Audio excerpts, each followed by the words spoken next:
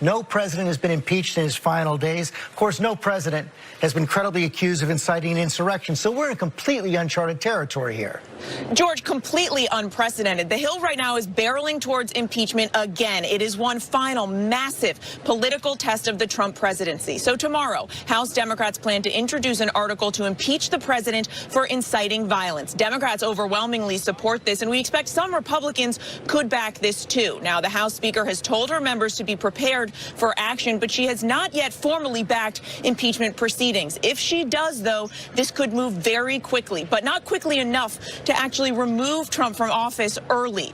A Senate trial is not expected to start until after Biden is inaugurated, and Republicans there are likely going to face tremendous pressure from both sides. 17 of them would have to join Democrats to convict. And while we have seen a growing number of Republicans criticizing the president, most are walking a very fine line on the question of culpability. So right now, just a few Senate Republicans have suggested they could possibly back impeachment. Democrats are also in a tough position, though. They want to hold Trump accountable, but they also want to unite and bring the country together. And a Senate trial would dominate the early days of the new administration, just as President Biden is eager to get to work, George. And that is the concern, and that's why House Speaker Nancy Pelosi is keeping her cards very close. But she could delay the introduction, delay sending over the articles of impeachment, even if they pass them, until later in the term.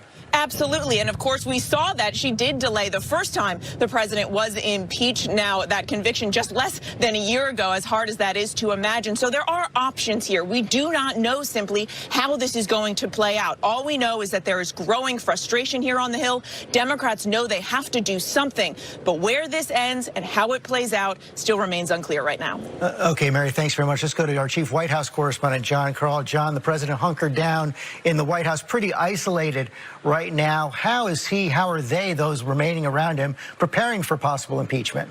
Well, the legal team is preparing, George, but they will be proceeding without the two lawyers that led the president's defense during the last impeachment. Pat Cipollone, the White House counsel, has barely spoken to the president since the riot on Wednesday. I am told that he has considered resigning. He certainly won't be taking part in the defense. And then Jay Sekulow, who has been with the president since the beginning, I am told, has told colleagues that he has no intention of defending him this time. That means the legal team that would defend him now would be led likely by Rudy Giuliani and by Alan Dershowitz. Meantime, Vice President Pence said yesterday he's going to go to the inauguration, another break from Trump, even though he is refusing to pursue the 25th Amendment option. Yeah, and what's remarkable here, George, is since that moment when Mike Pence was rushed out of the Senate chamber, taken to a secure location under attack, some of those protesters actually chanting, "Hang Pence," truly his life in danger during this. The president has not spoken to him, didn't speak to him that day, and has not spoken to him since. And what else we know about these final 10 days from the president's perspective? More pardons on the table. That question of a self-pardon still alive? The final days, the honest answer is who knows. There certainly will be more pardons. I'm told to expect a lot of them. I am told that he almost certainly will include a pardon of himself. Also, if you can imagine this, George, the White House is planning a series of events to highlight the Trump legacy, kind of as if all this isn't going on. He'll talk about the border wall. He'll talk about his economic record. He'll talk about his record on the Middle East with different events every day. At least that's what they're planning for the final days. Reminders of the famous Infrastructure Week. Jon Karl, thanks very much. Let's bring in our Chief Justice Correspondent, Pierre Thomas. Pierre, the latest on the investigations and arrests. We're seeing arrests all over the country right now. George, a sweeping manhunt underway, and it's nationwide. Sources telling me overnight that the first and most urgent priority is to raise concern about her safety, and the second area of focus is to immediately apprehend the members of the mob who appear in some of the most infamous images. George, it's new concerns about security at the inauguration. Great worry about the coming days. Authorities are also expressing concern about state capitals across the nation. Officials are mindful that this inauguration must, and I emphasize must, have a level of security that exceeds the threat that might be out there. By the end of this weekend, there will be roughly 6,000 National Guard troops here in the nation's capital to help the thousands of police here. A lot of these far-right groups are very animated right now, very angry about the fatal shooting of the woman who illegally entered the Capitol. And some of these far-right groups, including white supremacists and the loosely knit association known as the Boogaloo have been hoping for a race or civil war. The coming days intense for law enforcement officials. Coming up, George. Thank you, Pierre. Let's bring in Martha Raddatz, our Chief Global Affairs Anchor, for more on this. Martha, 10 days left in the presidency. The president is isolated. He's acting erratically, under fire. This raises concerns about our vulnerability to national security threats. Absolutely. The assault on the Capitol, imagine our adversaries looking at that. China, Russia, Iran, all know this is an incredibly vulnerable time for the United States. The Pentagon is watching this closely, watching everything. The biggest concern right now, George, is Iran. There have been great tensions with Iran over the last couple of months. The anniversary of the drone strike on Soleimani that killed him. They think that Iran is looking for revenge. We sent a carrier back into the Persian Gulf as a show of strength. They do not believe, authorities do not believe there is anything imminent with Iran, but they are watching the government closely. They are watching the surrogates closely. Just a month ago, there were 21 rockets launched in Iraq towards the U.S. embassy, and those, they believe, were by Iranian-backed militias, George. So this is a very vulnerable time. No question about that. And Martha, on Friday, we saw that extraordinary call from House Speaker Nancy Pelosi to the chairman of the Joint Chiefs of Staff, General Mark Milley, wanting to know what kind of safeguards were in place to prevent any kind of improper nuclear strike by the president. I think there was surprise that that was made public. Again, adversaries are looking at us every minute, and China and Russia certainly were surprised that that was made public. But Nancy Pelosi was assured that there are procedures in place, guaranteed that there will not be any sort of accidental launch of a nuclear weapon or any sort of illegal launch of a nuclear weapon. There does not seem to be a lot of concern about that just because of those procedures. Many people think there are not enough procedures, and I'll bet you that's something they look at in the new administration. But for now, they are not concerned about that. Okay, Martha, thanks very much. So many legal and constitutional questions in play right now, so let's bring in our legal team. Chief Analyst Dan Abrams, Kate Shaw, also Professor of Constitutional Law, Cardozo Law School. Dan, let me begin with you. If this happens, impeachment would be the fastest impeachment ever. And there are those concerns about it complicating President-elect Biden's agenda going forward. But a lot of Democrats also saying this is just a conduct that cannot be ignored. Yeah, and it's not just the conduct that was leading up to the riot. When I say that, I mean not just the specific words that led to the riot, that, for example, might not be quite as relevant in a court, but certainly will be absolutely relevant in the context of impeachment. Kate Shaw, could the founders have contemplated this? You know, you're hard-pressed to look at anything in American history that comes close to a president inciting a violent mob to storm Congress, to thwart that we are in, uncharted and unprecedented kinds of waters. And Dan, there's also going to be more pressure now on Joe Biden's Justice Department, led by Merrick Garland, if indeed he is confirmed, to look at possible prosecution of the president, especially if he tries a self-pardon. Right. So we'll see if that happens. There's no definitive answer to the question of can a president self-pardon. But let's just take a look at what that would mean. If the president can self-pardon, that would mean he's immune from prosecution during the time of being president and then immune from prosecution after he's president as well. That will only be challenged if they're going to go forward with some sort of federal charges. I think with regard to the Capitol event itself, it's probably unlikely. And that's because the Supreme Court has set the standard very high for what you have to demonstrate to be responsible, for example, for inciting an insurrection or inciting a riot. I'm not saying that someone couldn't make a case, but there has intentionally been an incredibly high standard with regard to specific calls for violence that might not cross that legal line. But remember, self-pardon, federal charges, that has nothing to do with the state investigation in New York. Can't self-pardon against that. There could be additional investigations in Georgia, etc. All of that is stuff that the president can't and won't be immune from. Kate Shaw, if the president could pardon himself, he's by definition above the law, isn't he?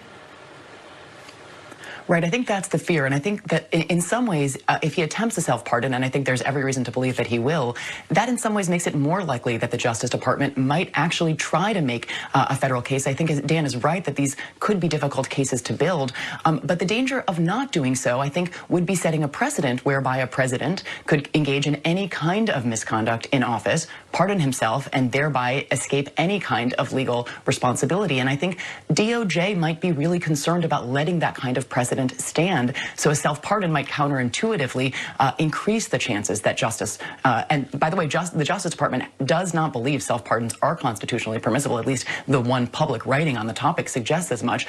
So I think he might be inviting those charges if he does attempt a self-pardon. Kate Shaw, Dan Abrams, thanks very much. Let's take a deeper look now at big tech's moves against the president on social media with Kara Swisher. She's from the New York Times, host of the Sway podcast. Kara, thank you for joining us today. So the president's banned from Twitter, 88 million followers, banned from Facebook, 35 million followers.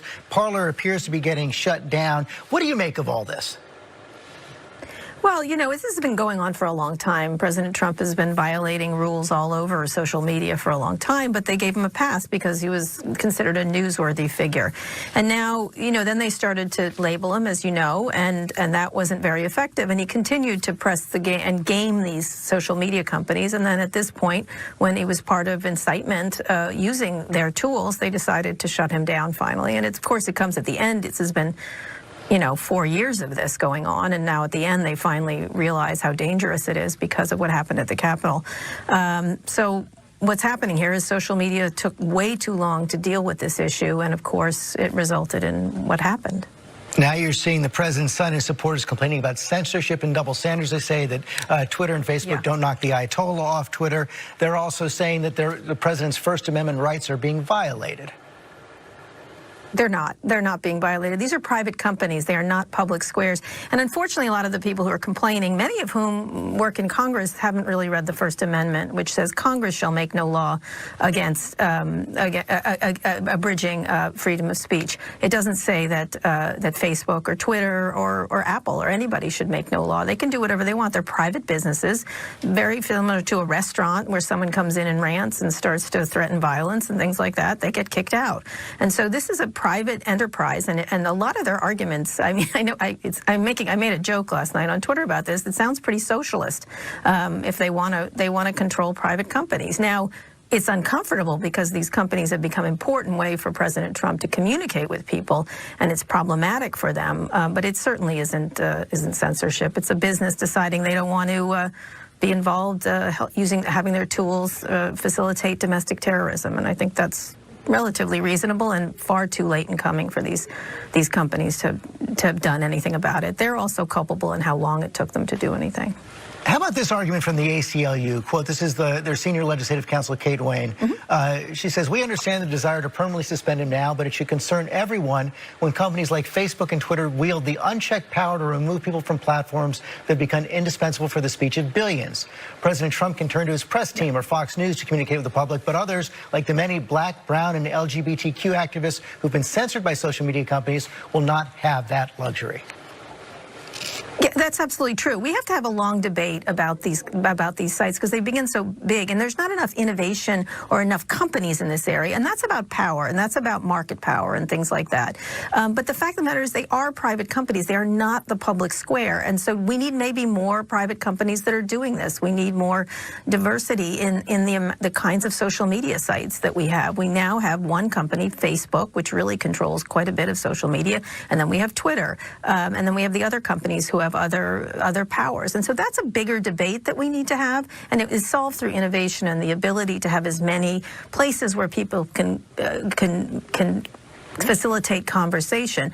I think the issue, though, is that President Trump violated rules that were very specific, and he did it over and over again, and then moved over to really, which is the bright red line for a lot of these companies, which is incitement of violence. It's very clear from the get-go that these companies have said this. Now, they are capricious in how they enforce these things. And that's another issue, is that we've left a lot of this to private companies to capriciously decide which rules are which. But the fact of the matter is they are private companies, and so to link it with the First Amendment is problematic. The second part is to try to change the narrative around what's happening here. They like to focus on that they've lost followers. Well, many people lost their lives this week, and so that's what's going on with a lot of the noise around censorship, is they don't want anybody to focus on the arrests and the problems and the violence that happened at the Capitol, as you're seeing through more videos.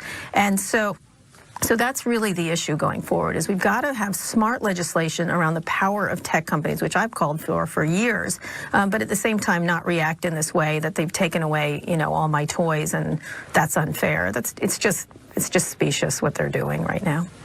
Kara Swisher, thanks for your insight. Thanks so much. Up next, more on the Capitol siege and possible impeachment with two members of Congress who were there, Alexandria Ocasio-Cortez and Adam Kinzinger, plus our Powerhouse Roundtable. Branch is a deranged. Anybody can look and say an impeachment of this president is the thing that's going to help unite and bring our country together. The debate is joined over impeachment. Let's talk about it now with two members of Congress. Congresswoman Alexandria Ocasio-Cortez, she's a Democrat from New York. Congressman Adam Kinzinger, Republican from Illinois. And Congresswoman Cortez, let me begin with you. So I know you're a supporter of impeachment. The Speaker has not yet decided whether she's going to schedule it. Should she schedule it, will it pass? Well, you know, I absolutely believe that impeachment should be scheduled for several reasons. One, of course, our main priority is to ensure the removal of Donald Trump as president of the United States. Every minute and every hour that he is in office represents a clear and present danger, not just to the United States Congress, but frankly to the country. But in addition to removal, we're also talking about complete barring of the president, or rather of Donald Trump, from running for office ever again. And in addition to that, the potential ability to prevent pardoning himself from those charges that he was impeached for. And, you know, the several Republican members of Congress who opposed raising objections to certifying the Electoral College vote have written a letter to President-elect Biden opposing impeachment. Here's what the letter says. It says, in the spirit of healing and fidelity to our Constitution, we ask that you formally request that Speaker Nancy Pelosi discontinue her efforts to impeach President Donald J. Trump a second time. A second impeachment only days before President Trump will leave office is as unnecessary as it is inflammatory. They're saying, for the sake of unity, forego impeachment. Well, you know, I think there's a couple of things. One is we have to understand that what happened on Wednesday was insurrection against the United States. That is what we say that should not be prosecuted. Would we say that there should be absolutely no response to that? No. It is an act of insurrection. It's an act of hostility. And we must have accountability, because without it, it will happen again. There's a concern also from Democrats, though, that if you're having a Senate trial, it can't happen in the next 10 days. If you're having the Senate trial in the early days of President Biden's term, it's going to prevent the confirmation of his appointees to the cabinet. It's going to slow down, perhaps, the passage of essential COVID relief legislation. You know, I think, George, I think we need to review what actually happened on Wednesday. The National Guard was requested by the D.C. Council and was rejected. We are talking about, and we are hearing about, a complete and utter lack of preparation. The chief of the D.C. Capitol Police lied to House Administration Chairwoman Zoe Lofgren about the preparations of what happened. We need to know what happened and how deep this goes. And if we do not take corrective action right now, we are talking about those same potentially compromised elements being in charge of the president's security during the inauguration. And so, you know, with profound respect, I believe that the president's safety and the safety of the United States Congress and the security of our country, it takes precedent over the timing of nominations and the timing of potential confirmations. This is in immediate danger right now. So you're confident House Speaker Nancy Pelosi is going to move forward with impeachment?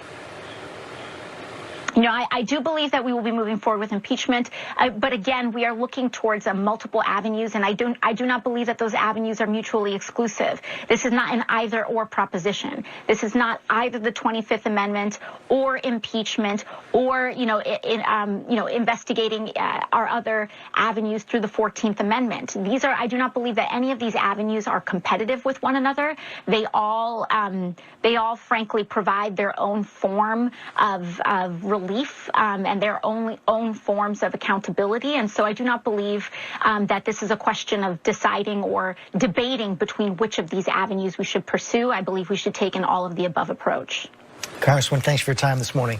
Let's bring in Congressman Kinzinger as well. So, Congressman Kinzinger, you've been outspoken about the president's conduct. You've said that the 25th Amendment should be invoked. You've encouraged the vice president to lead that effort. Will you vote for an impeachment resolution? Look, I'll vote the right way when whatever's put in front of me. There's a lot of still negotiation going on. I honestly don't think impeachment's the smart move because I think it victimizes Donald Trump again. And I think there's a moment that we're in right now where Donald Trump, he's looking really, bad. You just can't even put that into words, right? He stirred up a crowd. It was an executive branch attack on the legislative branch, one of the worst days in American history. So I'll vote the right way, if I'm presented with that. I just think it's probably not the smartest move right now, but I think that's going to be out of my hands. So, but what about the argument that the Congressman was making? I assume that when you say you'd vote the right way, is if you're presented with it, you do consider this an impeachable offense, you would vote for it, but it's not the preferred course. What are the alternatives when you're facing conduct like this by a president of the United States? Well, I think it would be the right move if we had more than basically 10 days left of the administration. Be close to actually having members of Congress killed. If you see the videos and you see, basically that last line of defense between the floor of the House of Representatives where members were hunkered down and the young lady that came through the window, had that whole thing been breached, there would have been people in a really bad shape. So this is, we were blessed on the one hand to not lose any members of Congress, but we lost 5 people, and it's disgusting. Boy, Congressman, no question about that. And the more we learn, the more horrifying it seems to have been inside the Capitol and the entire Capitol complex. So then how do you explain why more of your fellow Republican members of Congress, more of your fellow Republican senators have not come forward and said simply, President Trump must go, President Trump must resign? Everybody's got their own decisions. I think a lot of it is fear. There is fear that infects so many sides of the debate right now, right? The people that have been radicalized are fearful of, a Satanist underground government, which QAnon preaches. Some on the left are fearful, probably very rightfully so, of some of those on the right. And then when it comes to members of Congress, they're fearful of their reelection. They're fearful for their safety. The number of death threats that have been thrown out against people like me and, frankly, every member of Congress. Look at Vice President Pence, one of the most faithful guys to Donald Trump, is now public enemy #1 in Trump world. And so I think that's what it comes down to. But if you're going to be fearful, just my humble opinion, if you're going to be fearful in this job, it may not be the right job for you at this moment in time. Is the best alternative right now for the president to simply go, to resign before his term finishes? I think the best thing for the country to heal would be for him to resign. The next best thing is the 25th Amendment, and that's why I call on Vice President Pence to do it. This is the thing that just gets this out of the debate in Congress. It doesn't victimize Donald Trump. It makes him look as bad as he has been here, and it's leadership. Look, we ask young men and young women to give their lives for this country every day, and we give emotional speeches about it, as we rightfully should. We have to be willing to give our careers to do the right thing when it's something so egregious as we're facing, like we have been in this last week. Congressman, thanks for your time this morning. Roundtable's up next. We'll be right back.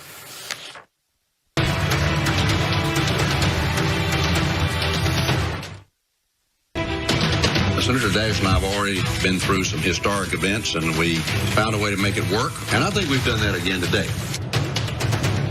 Roundtable is ready to go. We'll be right back. Ever wonder why your just washed laundry that you have shown in me? And I promise you this tonight. I am going to the Senate to work for all of Georgia. It is with humility that I thank the people of Georgia for electing me to serve you in the United States Senate. I will serve all the people of the state. I will give everything I've got to ensuring that Georgia's interests are represented in the U.S. Senate. Remember that? It was only Tuesday. Raphael Warnock, Jon Ossoff win the Senate seats in Georgia, those special elections in Georgia, giving Democrats control of the Senate. Seems like a lifetime ago. Let's bring in our roundtable. Chris Christie joins us along with Rahm Emanuel, the CEO of Democracy for America, Yvette Simpson, and Sarah Isgur, veteran of the Trump administration Justice Department, who is now a political analyst for CNN and The Dispatch. And let me begin with you, Rahm Emanuel. You served with Speaker Pelosi in the House. You served as White House Chief of Staff as well. It seems like the House Speaker is struggling with the question of impeachment, whether or not to schedule it. Do you think she should do it? Will she do it? Yeah, George, the way I look at this is two parts in a kind of bifocal way.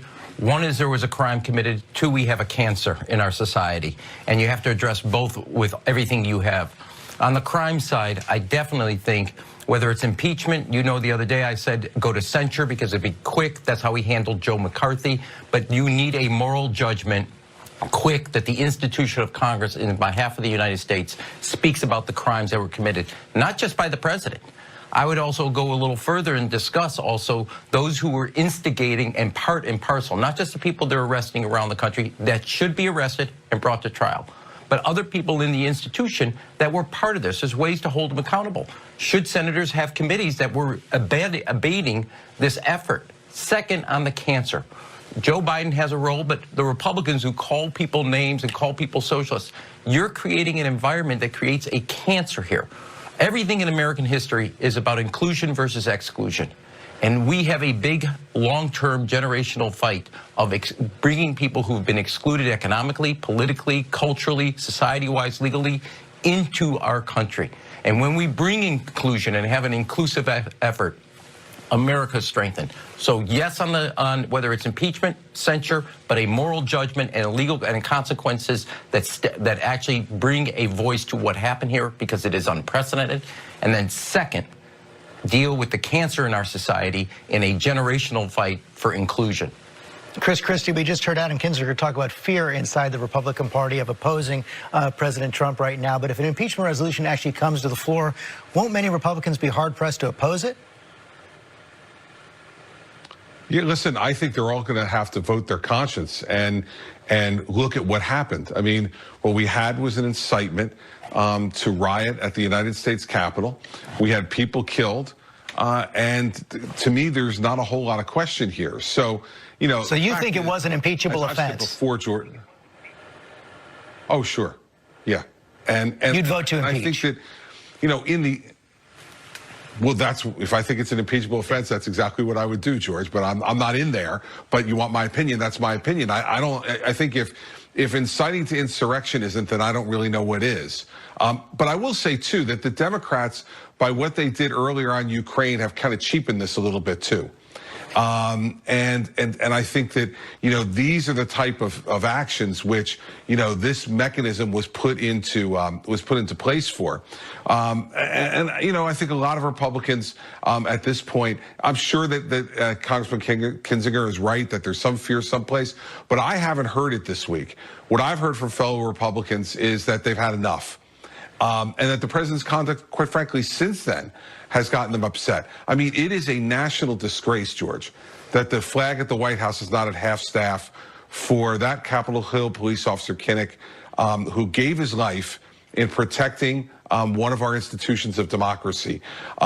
If we're having a fit of pique, and that's why we're not putting the flag at half-staff, it's just another example of why people think that, you know, these decisions are not being made on the merits. These decisions are being made purely with an idea of what's in my own personal, you know, desire at the moment on the part of the president. And so it's just wrong. Sarah Isgur, you're seeing increasing numbers of Republicans call on the president to resign. We just saw Adam Kinzinger do it. Senator Pat Toomey this morning as well saying the president should resign. Senator Lisa Murkowski and others have been quite critical. This seems like it's a tailor-made moment for what we saw with Richard Nixon when Howard Baker just went to the White House and said the writing's on the wall. You have to go once the impeachment resolution is passed. Do you think we're heading towards that moment, or is this just a completely different time? Except there is no Baker. There is no one who the president listens to. He is fundamentally different than Richard Nixon. In his farewell address in 1974, Richard Nixon said, "I'm not a quitter, but I have to put the country first." That is not fundamentally who Donald Trump is, or else we wouldn't have had January 6th. He incited an insurrection against the legislative branch. Mind you, our Declaration of Independence was to overthrow a tyrant who excited domestic insurrections amongst us, is what it said. Our entire Constitution is built to prevent tyranny from the executive branch against our seat of government. And like others have said, if this isn't an impeachable offense, I don't know what is. But the idea that Donald Trump at this point will be convinced to resign by anyone in the Republican Party, he was the one telling folks in that crowd to go after his own vice president. He continued to do so when his vice president was in danger in the Capitol as they chanted, "Hang Mike Pence." It is disgusting, but I don't see this president doing what Richard Nixon did, which is somewhat funny because we consider Richard Nixon, most likely, the worst president of the 20th century. And yet Donald Trump is making Richard Nixon look like a statesman. Yvette Simpson, one of the things that's fueling this is as every day that goes by, every hour goes by, we find out that what was going on inside the Capitol was even more horrifying, even more dangerous than we knew at the time. Absolutely. I mean, I think the question about whether this was coordinated, whether this was planned, is not a question. I mean, there was clearly, we're going to continue to hear about what happened with Capitol Police and the fact that you see folks being ushered in, you see people being walked out, you see people being helped down. The Capitol Police, their chief has stepped down. We know that there was a rally ahead of time. We know that the President of the United States asked these people to go to the Capitol. I believe that you're going to find a lot of evidence that this was coordinated, that actually we escaped a much more horrifying result because of the bravery of the individuals who protected the members of Congress. And I think that, to add to the conversation that we are having today, and I love that we're all in agreement here, George, we need to do something, and we need to do something really, really right now, and something that shows that this is an extreme situation. People continue to say that we don't have enough time. I want to remind folks that Senate GOP facilitated one of the fastest nominations of a Supreme Court justice after the death of Ruth Bader Ginsburg. So to say that we can't do this in a week is ridiculous. And again, if we don't do it now, how do we ever in the future of this country say that we're going to hold someone accountable, anyone, especially a president, if we don't do this and do this right now?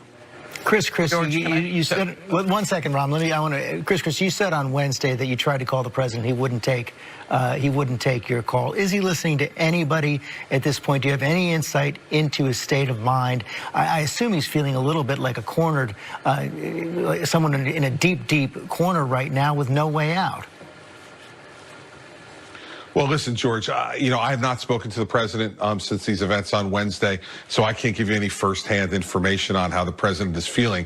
But what I will say is that I think, folks like Pat Cipollone, who's the White House counsel, is working hard to try to make sure that the president understands the ramifications of every action he takes or doesn't take. And so I think there are people like that in the White House who still have a voice, and whether they're heard all the time by the president. On that, Chris, can I just stop you right there? Are you convinced by the argument that if he tried to self-pardon, that would actually invite a prosecution? Listen, I think self-pardon at this point is off the table. I never thought it was something that was viable anyway, George. As you know, you've asked me about this before on the program. I never thought as a legal matter it was viable, but I think it's completely off the table now. I think if he tried to do something like that now, it would force Congress to act even after he was out of office. And so I'm sure that someone like Pat Cipollone, for instance, who's a smart, wise, tempered guy, I'm sure is trying to give him very strong advice this morning and throughout the next 10 days that this is not something he should go near at all. Ram, you wanted to get in here? Yeah, look, I don't care. People want Donald Trump to step down, and I understand that. But there was a crime committed here, and somebody has to be held accountable. In 9/11, citizens literally lost their lives stopping a plane to go into the Capitol. You have a president who, on a co-equal branch of government, the people's house, he tried to take over. Even if he steps down, that's trying to absolve yourself from making a tough decision. This was a crime, and he and those who abetted him need to be held accountable, not just the people in the street. There are other people in the institution of Congress who aided and abetted, and everybody walking around like Captain Renault saying, who knew there was gambling going on? The guy in 2018 said, I'm a nationalist. He goes to France, he comes back and says we should have a military parade. He told you all along what he was about, and this was the final culmination. And so even if he resigned, whether it's impeachment or censure, there has to be a moral judgment and then a criminal and legal judgment against what he did here on a co-equal branch of government. If we thought about this from another country and we saw this and didn't say the United States, we would say that executive has to be brought to trial and to judgment. And then the other piece is the long-term work of healing all of us, both economically, politically, and culturally, so we do come together as a cohesive whole again because of the divisions that exist along many, many different lines. Sarah Isgur, you are seeing more calls. Ron brought up those who supported the president's position, calling for the expulsion of Senators Cruz and Hawley from the Senate for taking on the president's claims about the election. The senators knew better. These are some of the brightest legal minds in our country. They know the Constitution. They've practiced before the Supreme Court. They knew those cases were meritless from the beginning, and they certainly knew it after judge after judge after Trump-appointed judge said they were meritless. I think we should actually separate out whether they were part of the incitement of what happened at the Capitol, because we don't need to get that far. What their objective stated actually was to object to the election of Joe Biden with baseless arguments, more or less saying, well, we're just asking questions, when they knew that there was no evidence for it. And instead, you have nearly half the country believing that there was something wrong with this election. Their stated objective was to undermine our democratic electoral process. That's what's unacceptable right at the beginning. I thought Mitch McConnell gave one of the best speeches of his political career when he said, this is the most important vote of my career. We are not here to have political stunts and let others do the right thing. That's what this comes down to. Yvette, I cited it at the top, those special elections in Georgia at the beginning of the week, giving Democrats bare control of the Senate, a 50-50 tie right now. But that does play into the argument that I presented to Alexandria Ocasio-Cortez, that you're hearing from some Democrats right now that, yes, the president should be impeached, but moving forward,